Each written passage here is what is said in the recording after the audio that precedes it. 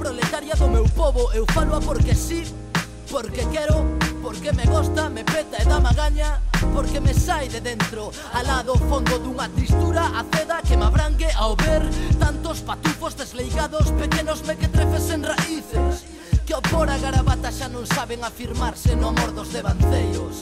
Falar a fala nai, a fala dos avós que temos mortos, e ser, co rostro erguido, mariñeiros labregos do linguaxe, remo e arado, pro e rella sempre. Eu falo porque sí, porque me gosta, e quero estar cos meus, coa xente miña, ver todos homes vos que sofren longo unha historia contada noutra lingua.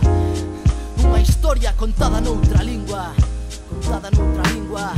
E non falo pros soberbios, e non falo pros ruíns e poderosos, e non falo pros finchados, e non falo pros valeiros, e non falo pros estúpidos, non falo pros soberbios, non falo pros ruíns e poderosos, non falo pros finchados, non falo pros valeiros, non falo pros estúpidos, que falo pros que aguantan rexamente mentiras e injustizas de cotío, pros que súan e choran un pranto cotidián de volvoretas, de lume e vento sobre os ollos núos.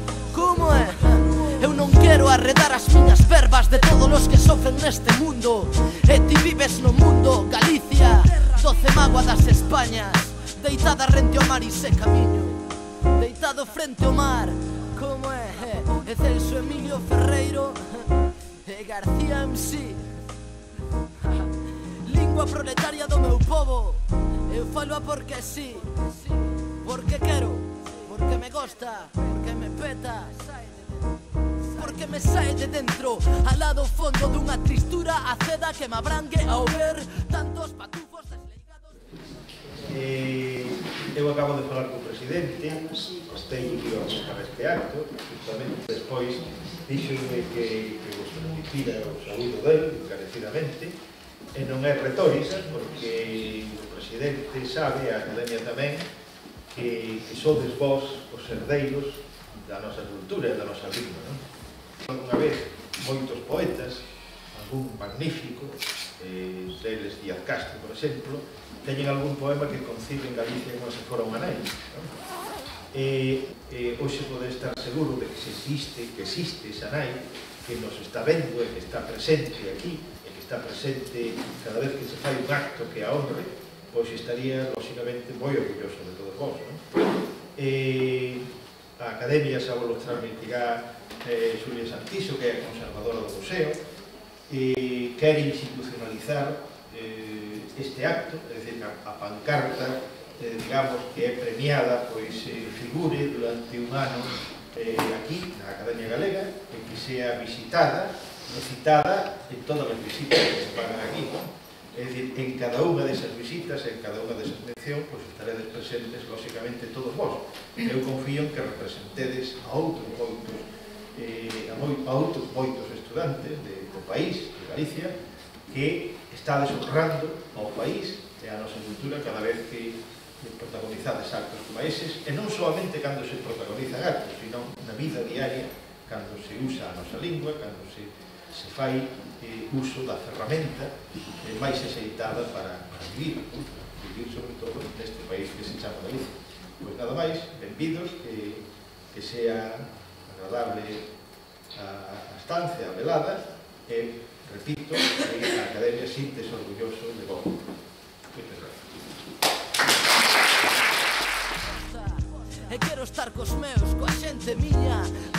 Eu quero dar as gracias por organizar este acto, por dar a oportunidade aos nosos alumnos de participar, de que o feito da satisfacción que tuveron xa o ano pasado de gañar un concurso de pancartas, pois que sea con un acto tan que parece que les impacta, porque despois tamén agradecelo porque tamén é un estímulo para o profesorado de que este tipo de arte, bueno, o seu traballo máis en área profesional, se recoñeza.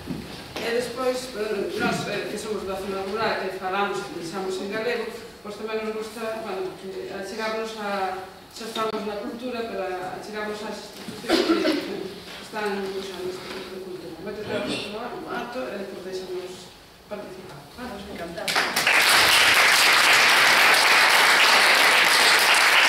Porque que a Consellería de Normalización da Coruña é a que subvenciona o concurso que vos tiveches a honra de ganar. Pro e rella sempre.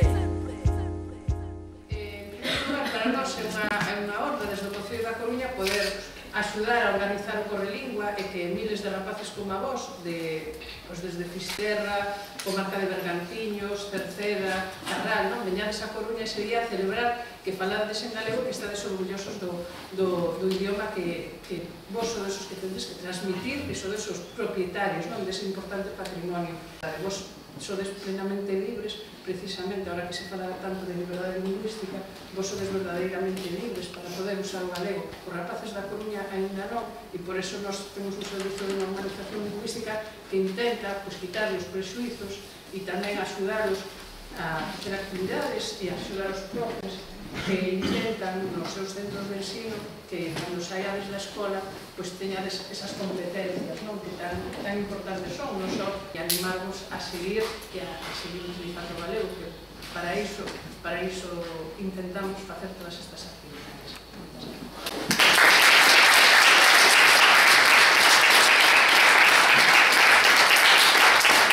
Unha parte artística máis fermosa, o que se chama o lazo, o remate perfecto dun acto, que é como te chamas? Que Marta vai nos... Que vas ler? Tantos patufos desleigados, pequenos mequetrefes en raíces. Vou a dar as grazas por poder gañar o concurso e porque sentimos moi orgullosos de que a pancarta pode estar aquí, porque sabemos que quen a veña a ver vai saber que nós, os rapaces de Cerceda, amamos o galego. Queremos dar as gracias aos alumnos del cuarto de ESO do ano pasado e a profesora Ana Sou, xa que nos axudaron moito na elaboración dela. Tamén dicir que aportan o noso amor para o galego e a que nos une aos persoeiros que loitaron polo galego e que siguen loitando como os académicos e que nós comprometémonos a seguir falando o galego e dar exemplo aos que non o falan, dicir que é bo falar o noso idioma. Por último, que o galego é o noso tesoro e que nós comprometémonos a falar.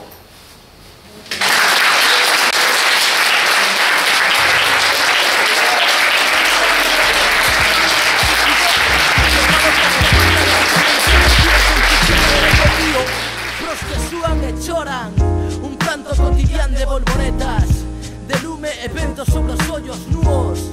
Eu non quero arredar as miñas pervas de todos os que sofren neste mundo.